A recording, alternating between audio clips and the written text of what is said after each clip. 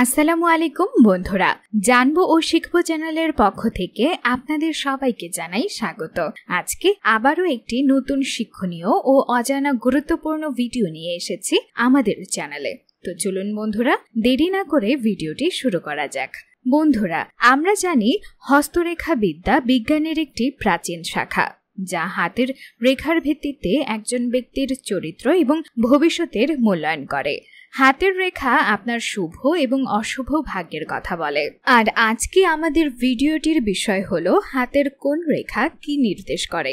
ভিডিওটি শুরু করার আগে আপনাদের কাছে একটাই অনুরোধ, আমাদের চ্যানেলটি অবশ্যই সাবস্ক্রাইব করে পাশে থাকা বেল আইকনটি বাজিয়ে দিয়ে আমাদের সাথে থাকুন। তো চলুন বন্ধুরা, ভিডিওটি শুরু করা যাক। ব্যারিয়ার রেখা জীবন রেখাকে ছেদকারী ছোট রেখাগুলোকে বাধা রেখা বলে। এই রেখাগুলো যেখানে লাইফলাইন বা জীবন রেখাকে ছেদ করে সেই জায়গা অনুসারে এটি জানা যায় যে কোন বয়সে একজন ব্যক্তির জীবনে কোনো দুর্ঘটনা বা গুরুতর অসুস্থতা আসবে। জীবন রেখার এই ব্যারিয়ার লাইন বা বাধা রেখা দ্বারা দুর্ভাগ্যের লক্ষণ বোঝা যায়। বৃত্ত রেখা যে কোনো ব্যক্তির হাতে 7টি পর্বত থাকে, প্রতিটি পর্বতের স্থান নির্দিষ্ট। যদি সেই পর্বতে বৃত্তরেখা থাকে তাহলে এর ইতিবাচক প্রভাব কমে যায়। সোজা কথায় এটি একটি নেতিবাচক প্রভাব তৈরি করে। একমাত্র যদি বৃহস্পতি পর্বতে এই বৃত্তটি দৃশ্যমান হয় তবে এটি ইতিবাচক প্রভাব তৈরি করে। এর অর্থ আপনার ইচ্ছা পূরণ হবে। দ্বীপ চিহ্ন রেখা প্রত্যেকের হাতেই অনেক ধরনের চিহ্ন দেখা যায়, যার মধ্যে 8টি বিশেষ চিহ্ন থাকে। তার মধ্যে একটি হলো দ্বীপ।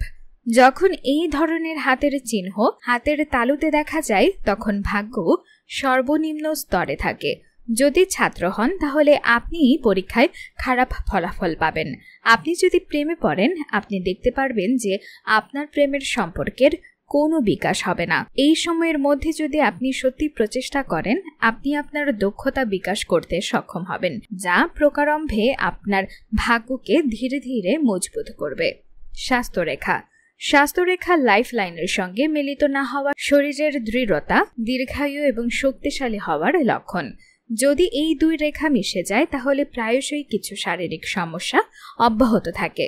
যদি এই রেখাটি একজন ব্যক্তির হাতের গভীরে হয়ে যায় তাহলে বিশ্বাস করা হয় যে ব্যক্তি আগামী সময়ে অসুস্থ হয়ে পড়বে।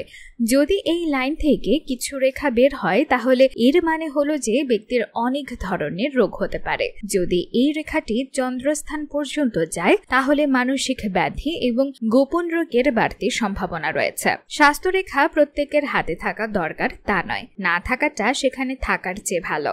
যাদের হাতে এই রেখা নেই তারা তেমন অসুস্থ হয় না। ক্রস রেখা যখন কোনো লাইনে একটি ক্রস লাইন নক্ষত্র রেখা থাকে তার মানে এই সময়কালে আপনার সমস্যা বা বাধা থাকবে। অন্যদিকে যদি হাতের তালুতে কালো তিল থাকে তবে এটি দেখায় যে সমস্যা বা বাধা থাকবে। জ্যোতিষী ডক্টর অরবিন্দ মিশ্র জানান, যদি হাতের তালুতে কালো দাগ থাকে তাহলে এটি বিভিন্ন ধরনের সমস্যার সূচক। জীবন রেখা যে রেখা বৃহস্পতি পর্বত বা তর্জনী আঙ্গুলের নিচ থেকে একটি গভীর রেখা বেরিয়ে শুক্র পর্বত অর্থাৎ বৃদ্ধাঙ্গুষ্ঠের নিচের অংশকে ঘিরে ধরে মণিবদ্ধ রেখার উপরের অংশে সমাস্ত হয় সেই রেখাই জীবন রেখা। হস্তরেখা শাস্ত্র মতে জাতকের হাতের জীবন রেখা সোজা হলে এমন জাতকের উপর বিশ্বাস করবেন না। জ্যোতিষ মতে যাদের হাতের জীবন রেখা একদম সোজা তাদের কাছে নিজের কোনো রহস্যই প্রকাশ করা উচিত নয়, তা না হলে সমস্যা, বিবাদ ও ঝগড়ার মুখোমুখি হতে পারেন।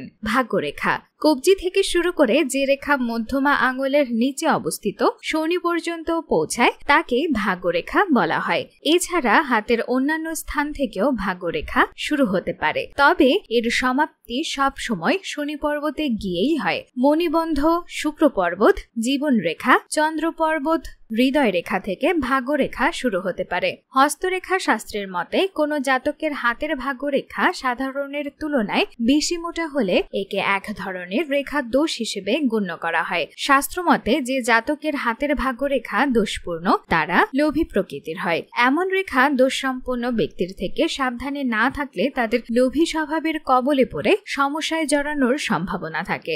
শুক্র রেখা বৃদ্ধাঙ্গুষ্ঠের নিচের অথবা জীবন রেখার ভিতরের অংশ শুক্র পর্যন্ত পর্বত হিসেবে বিবেচ্য। হস্তরেখা শাস্ত্র মতে কোন জাতকের হাতের শুক্র পর্বতের গঠন ভালো হলে কিন্তু বেশি বড় না হলে তখন সফলতা, ভালোবাসা ও সঙ্গীর ইচ্ছা, সৌন্দর্যকে নানান রূপে সম্মান জানানোর ইচ্ছা রাখে। হৃদয় রেখা কনিষ্ঠার নিচে ও বুধ পর্বতের কাছে থাকে হৃদয় রেখা।